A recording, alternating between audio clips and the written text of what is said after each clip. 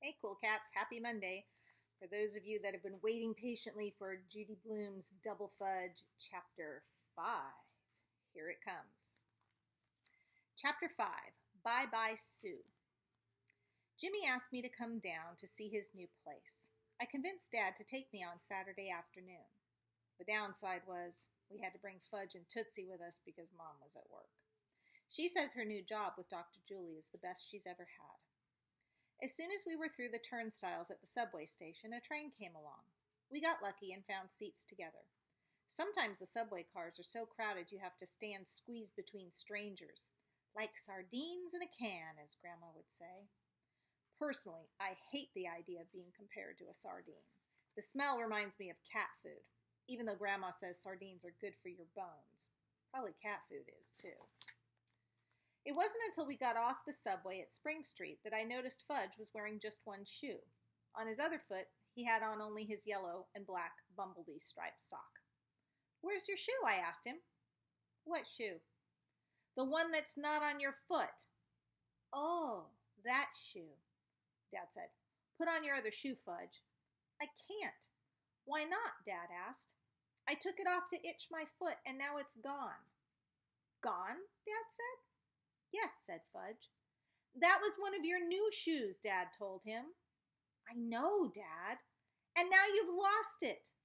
"I didn't lose it. I know where it is. It's on the subway." "The subway?" Dad said. "Yes," Fudge said.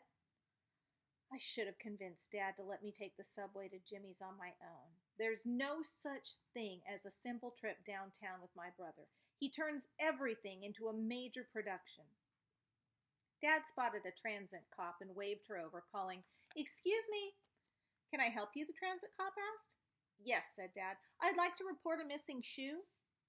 She looked surprised. "A missing shoe?" "That's right," Dad told her. "Fudge, show the policewoman your shoe." "How can I show it to her if it's missing?" Fudge asked. "Show her the one that's not missing." Dad was definitely losing patience. "Oh, that shoe!" Fudge held up his foot. The transit cop whipped out a small black notebook and jotted down all the information. Black shoe with silver trim, child size, lost on the A train on Saturday, September 14th. She looked at Dad. "What time would you say?"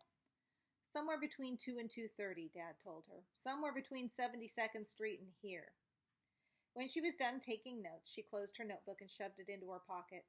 "We'll do our best, but I wouldn't count on getting it back." "I have to get it back," Fudge said. "I need it for school." The cop shrugged. "I told Mom I needed 2 pairs, but she wouldn't listen." "I don't blame her," the cop said. "What with shoes cost nowadays." "I have plenty of money." He pulled a wad of Fudge box out of his pocket and waved it around. "You keep those for an emergency," the cop told him. "This is an emergency," Fudge said. "You want my advice? Next time, keep on both your shoes." "Even if my foot itches?" "Especially then," the cop said. "Otherwise, you're going to be kissing more than one shoe goodbye." "Bye-bye, Sue," Tootsie sang, blowing kisses. The transit cop did a double take. "How does she know my name?" "Your name is Shoe?" Fudge asked. "No, it's Sue." No way was I going to tell the cop my sister can't pronounce the SH sound. Finally, I got to Jimmy's. The streets in Soho are narrow and paved with cobblestones. It's a really old part of the city. The buildings used to be factories, but now most of them have stores or art galleries on the first floor and lofts upstairs. Dad said he'd be back for me in an hour and a half. I told him to take his time. The Fargo's loft is a huge open space with an old wooden floor and a pressed tin ceiling. "Pretty cool, huh?" Jimmy asked. "You know how many windows we have?" 16. Want to count them?" "I believe you," I said. They were gigantic floor-to-ceiling windows. "Know how high the ceiling is?" Jimmy asked. He didn't wait for me to guess. 16 feet! Want to measure it yourself?" "That's okay. I can see it's really high." I looked around. "You could set up a bowling alley in here," I told him. "Yeah," Jimmy said, "or a basketball court." "You could blade, or flood it and play ice hockey," Jimmy said. "Ice hockey?" "Gotcha," he said, laughing and sticking a finger in my gut. "I hate it when you do that," I told him. "I know. That's why I do it. Come on, I'll show you around. There wasn't much to see. Frank Fargo's canvases were stacked against one wall. There were 2 paint-splattered work tables. Old coffee cans held brushes. It smelled good, like the art room at school. There was no regular furniture, but that was no surprise since they didn't have any before either. At the opposite end of the loft was the kitchen. There were no doors anywhere except for the bathroom. And right about here, Jimmy said, standing in front of an X that had been chalked on the floor, we're going to build 2 bedrooms, one for me and the other one for my dad. And he stopped for a minute to look out the window. And then he looked back at the floor. Oh yeah, and we're adding another bathroom so we don't have to share. I wouldn't mind having a bathroom all to myself instead of sharing with Fudge and Tootsie. At least Fudge uses the toilet. Not that he remembers to flush half the time, but it's better than a potty.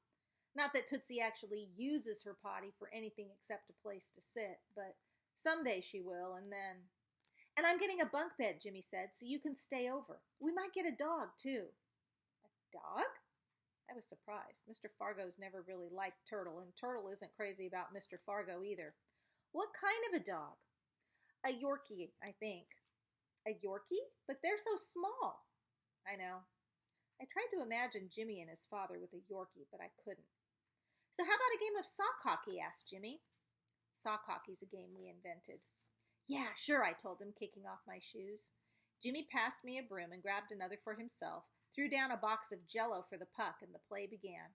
We've never had such a great place to play. You could run and slide from one end of the loft to the other without worrying about knocking over lamps or furniture.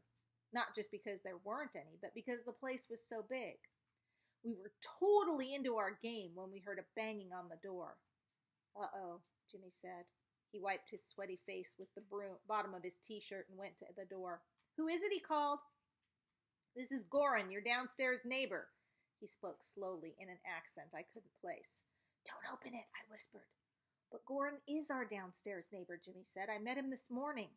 I shook my head. Don't unlock the door. My dad will be back in 20 minutes, Jimmy called through the locked door. Actually, he had no idea when Frank Fargo would be home.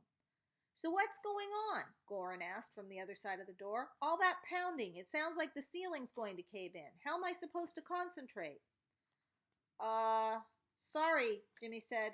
We were just, moving stuff around, I called, finishing for him. Oh, Goran said. I thought maybe you were playing sock hockey. Jimmy and I looked at each other. If we invented the game, how could this guy possibly know about it? We'll try to be more careful with our, cartons, Jimmy told him. Fair enough, Goran said, and I'll try to get back to work. When he was gone, Jimmy let out a phew, and we put our brooms away. By the time we got back from Soho, Mom was home. How was your day? She asked. Very nice, Dad told her. We had a good time, didn't we, boys? I had fun at Jimmy's, I said. And I had fun on the subway, Fudge told her. So did Tootsie. I guess that makes it unanimous, Mom said, because I had a good day at work.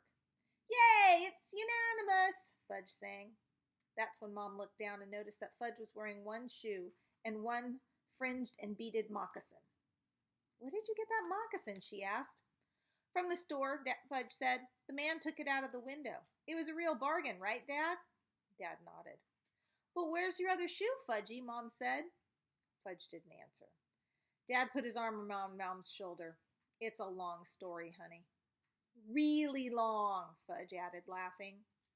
The next day, when the transit police still hadn't found the missing shoe, Mom went back to Harry's, this time without Fudge, and she bought another pair of shoes, the exact same ones as he got the first time.